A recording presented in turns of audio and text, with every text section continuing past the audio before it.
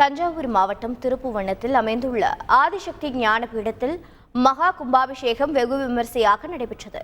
தமிழ் சித்தர் கண்ணன் அடிகள், கோவை காமாட்சிபுரம் ஆதீனம் ஆகியோர் முன்னிலையில் நடைபெற்ற இந்த விழாவில் 4 கால பூஜைகளும் தமிழ் மந்திரங்கள் ஓதி 60 பெண்களே கும்பாபிஷேகத்தை நடத்தினர். மேலும் கோவில் கருவறைக்கு சென்று அபிஷேகம் செய்தனர்.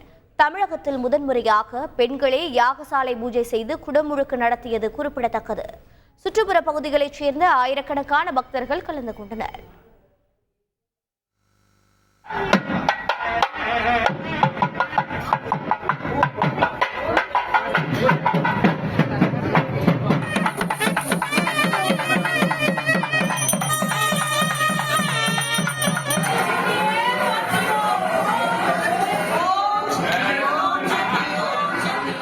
தன் எல்லையை காத்திட எந்த எல்லைக்கும் போகக்கூடிய இந்திய மாவீரனின் கதை போரஸ் தினமும் இரவு 8 மணிக்கு காண தவறாதீர்கள். உங்கள் தந்தி ஒன் தொலைக்காட்சியில்.